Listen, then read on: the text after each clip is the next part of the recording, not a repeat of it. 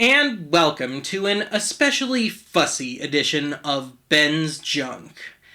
Hey, we've all got our faults.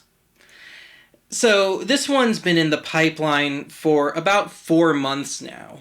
And when I was working on the Dolby the Hard Way episode early this year, I managed to fry the motor on the MCS/JCPenney/rebranded Technics deck that I was using, and this was due to a misjudgment on my part on the condition of the belts.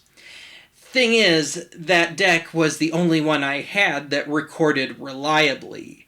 My main deck, the JVC, always records too fast.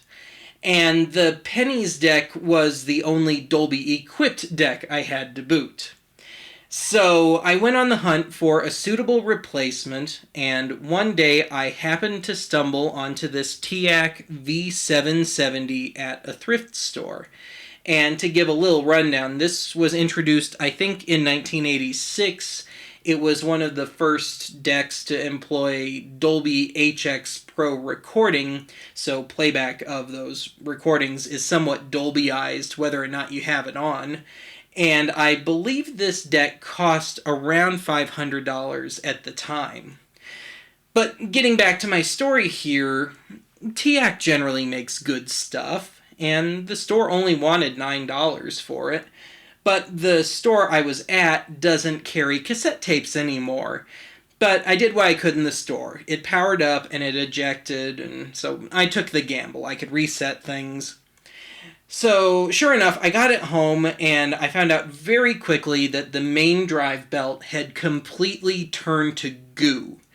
And to add insult to injury, whoever designed this thing was simultaneously trying to fit too much stuff in and save money. That's always a bad combination. So the overall tape transport area is very tight, and it has to be almost completely dismantled just to change the belts. And like some cruel joke, the screws holding all that together had majorly hardened into their positions over the years. I actually had to drill one out. But I got frustrated to the point where I was actually either just going to donate this right back to the store or just chuck it in the garbage. But after looking up the manual for this thing and seeing the specs, plus seeing what other units were fetching on Fleabay, I figured I'd better try my hand at fixing it up.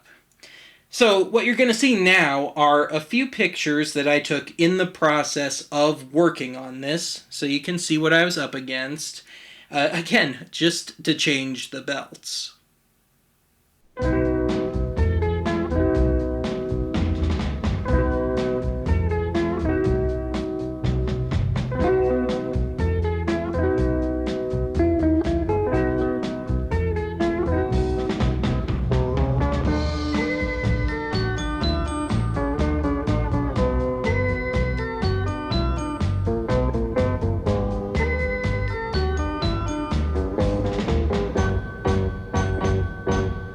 Unsurprisingly, getting this back together took several attempts. Now, this thing is absolutely not operating at 100%. The two most nagging issues that this thing has are, one, in one of the penny pinching measures taken in the design of this thing, they used the absolute minimum length of wiring to get from the main heart of the unit to the power and eject buttons.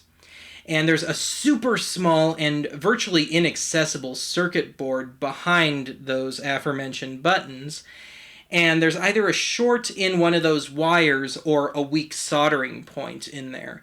But regardless, whenever I attempt to play or record, I have to jostle the tape window to move the wire a bit to wake it back up. Because if I don't, the sound is really super duper weak and muffled. And then the other problem is this bias fine-tuning knob, which is supposed to give you a little extra brightness or a little extra bass in a recording, but not both. But in addition to that, when I use a Type 2 Chrome cassette, it throws the stereo image completely out of whack. To the point where, again, if I use a Type 2 tape, I actually have to crank up the left channel by, call it 15%. So like if I have the bottom set at 4, which seems to be a good baseline, I have to set the top, which controls the left, up to about 5.5 out of 10. But anyway, before we get to the demos, let me give a little rundown of the features, of which I'm only going to demo 1 or 2.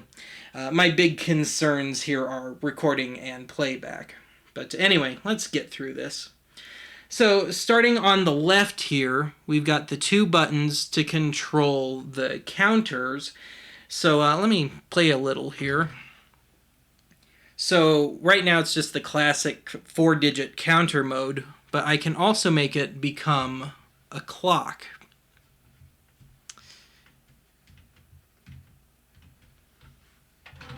And of course I can reset it. And to the right of that, we've got the CPS/CDS and intro check buttons. And the CPS button is just an indicator of which track you're on, assuming that you turned it on right when you popped your tape in and it was wound and everything. And let me get out of that. And then the intro check thing, this is one of those early decks that can detect, assuming the original tape was encoded correctly, when a new track starts. And so, again, the CPS was just an indicator of where you're at, assuming you did it right. Anyway, below that, we've got this record switch, which lets you use this in tandem with an external timer. Next to that, we've got the MPX filter, which you're supposed to use it in tandem with recording FM radio. I guess it's supposed to eliminate a carrier frequency. Honestly, I think it sounds slightly better without it. I'm not really sure how that works. I'm sure there's some radio geek out there that'll fill me in whether I like it or not. But anyway, moving on, we've got the start and stop memory buttons. And you can use those to program the machine to tell the deck to start playing at a certain moment on a tape and stop at a certain moment. Next to that, we've got the button to toggle between tape and source.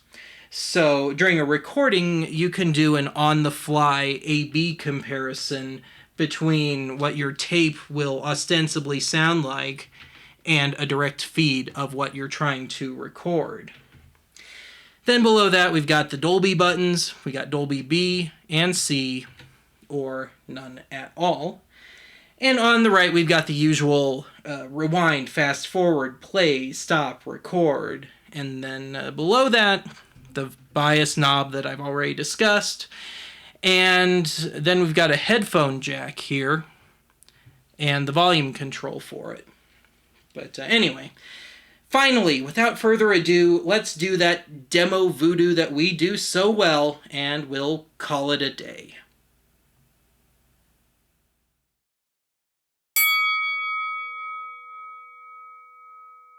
Hey, baby, you don't know what it's like. Baby, you don't know what it's like to love somebody, to love somebody the way I love you. I'm Kathy Taylor, and if you also think of spring as a time for a fresh start, a clean slate, and a facelift to your home, you are not alone. That's why it's the perfect time to contact CertaPro Painters. CertaPro Painters came and painted the interior of my home, and I couldn't be happier. A representative came right out, took a look at not just the walls, but the decor. So if you're ready for a color refresh, contact CertaPro Painters. Each CertaPro Painters business is independently owned and operated. Schedule your free estimate online at CertaPro.com or call 1-800-GO-CERTA. That's CERTA with a C. CertaPro Painters, we do painting, you do life. All the boys think she's a spy. She's got Patty Davis eyes.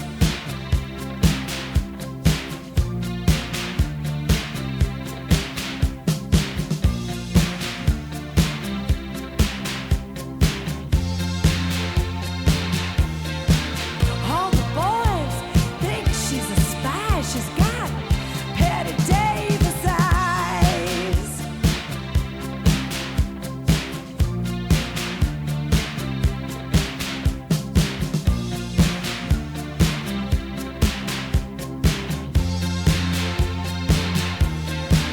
I'll open my door.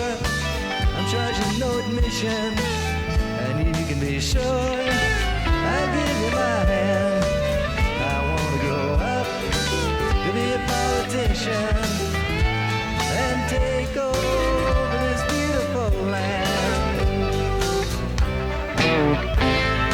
I'll open my door. I'm charging no admission, and you can be sure